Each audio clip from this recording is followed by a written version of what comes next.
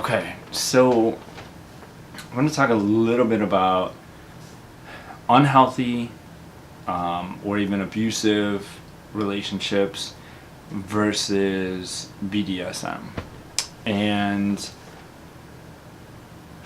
this is a really interesting topic for me because I feel like there's a lot of correlations. I was just reading an article. Let me see if I can find this quickly.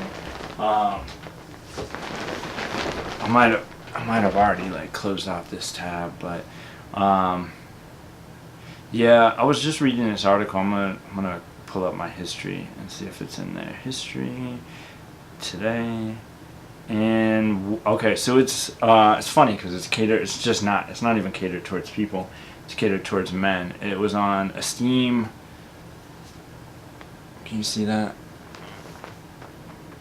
Esteemology, why you should avoid the fixer-upper man and the broken wing theory. And it was like talking about a lot of things, but they were kind of like the first paragraph, it was, a man with a hard luck story and a broken wing is irresistible to a lot of women. I mean, this article didn't need to go gender specific, because a person with a hard luck story and a broken wing is irresistible to a lot of people. Like, a lot of us like that. Perhaps it's because we are hardwired to be nurturers and caretakers, or perhaps the broken wing we see in others is a mirror of our own pain and need for comforting. So what the article did was, it didn't say that you were, it didn't really go into specifics, right? It didn't say that. It said either you're a nurturer and a caregiver, or you see that pain in yourself. And so I don't, oh fuck, like, I'm 2 minutes into this video. I don't feel like I've said a thing yet. I start my videos and they're a seed, and it's like, sometimes it's a seed and I'm not totally sure what it is, and I don't know what it's going to grow into. And sometimes I get a little like lost after I start them, because I really want that authenticity and that rawness of just going with the flow and letting the topic sort of unfold as it does. I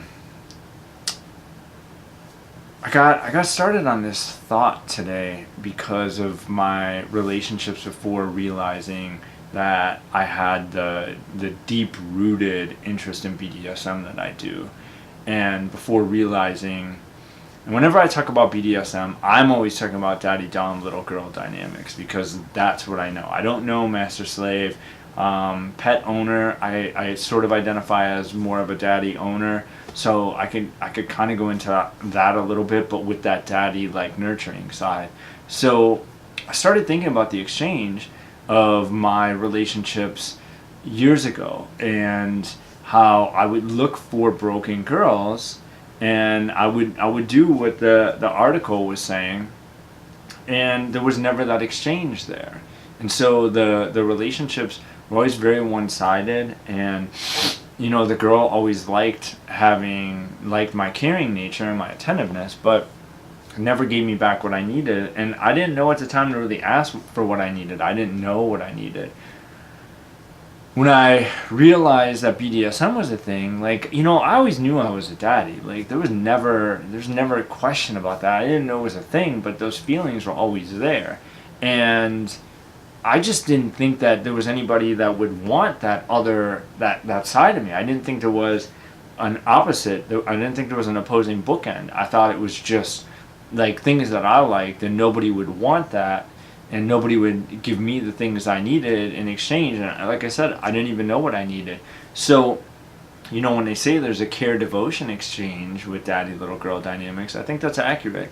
So in BDSM, I always chose healthy relationships as a dom in vanilla, unhealthy. I always chose unhealthy relationships as a dom in vanilla relationships. And I don't know, maybe if I don't get a lot of comments on my daddy little girl stuff, I think people don't really want to make that known. But if you are watching this and you're submissive, and have you found that your vanilla relationships have been unhealthy? So maybe you've been with abusive guys because there's some semblance of a resemblance of like having a dom when you're with a guy that's maybe controlling or unhealthy or abusive. I know for me as a daddy, when I'm with somebody that's broken, I can sort of almost pretend like I'm getting some of my need to be a daddy taken care of. I'm just not getting that exchange, so it's not sustainable. And I'm really curious, like what that feels like on the other side for the submissives. And I imagine it's a lot more like it's probably more energetically. It's very draining for a dom in a vanilla relationship. But I would imagine there's a lot of room to be abused and have extremely unhealthy relationships for submissives in vanilla relationships. And I also think there's some component. I've known more than one submissive that ended up in a relationship with a pretty passive guy, and sort of tried to fulfill that role of being the dom, like had to take on a more assertive role, and sort of needed that structure. And I think I touched on some of this in one of my other BDSM related videos, but I would really like to hear some thoughts on it, because I do think there's some correlation. Like, it's weird for me to be able to just say out loud some of the things that I say. It's weird to get comfortable with some of those things. It's weird that I like, we all have triggers and wounding. Nobody came through our childhoods unscathed, no matter how good of parents or upbringing, or no matter what we had. So, there's issues that I think I can deal with better than others. Even in my FetLife profile, I say I can handle these things, right? I can handle social anxiety and awkwardness, and I can handle insecurities, and I can handle trust issues and stuff like that. I can handle those pretty well. So there's certain skill. I think there's a certain skill set that I have that manages those well. And I wonder if it's the same for submissives. I wonder if there's opposing things in a daddy that you feel like you need, like, or a dom that you feel like you need.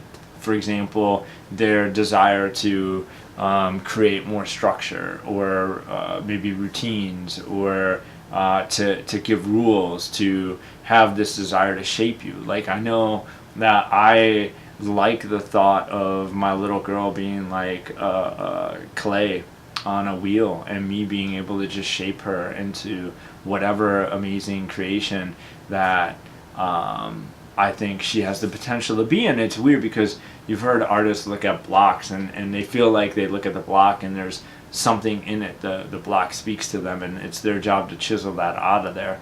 And I feel like it's the same with being a dom, like that desire to you look at a potential partner and you think you see this version of them that potentially can come out, and you want to shape it.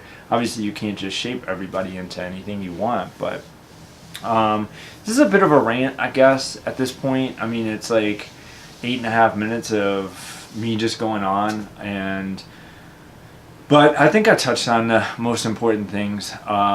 And I guess I've been wondering if there's some correlation between unhealthy vanilla relationships, between doms and subs ending up in unhealthy vanilla relationships, whereas in BDSM relationships, those unhealthy potentials or characteristics or traits are able to be met in much healthier ways. So to put it more succinctly, the last 15 minutes of this, or 15 seconds of this video, is pretty much what I was trying to say.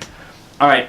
Hopefully this is slightly helpful in some way or another to somebody, or you can maybe help me and put some comments and give me some feedback and let me know your thoughts on it. We could start a little dialogue. Okay, later.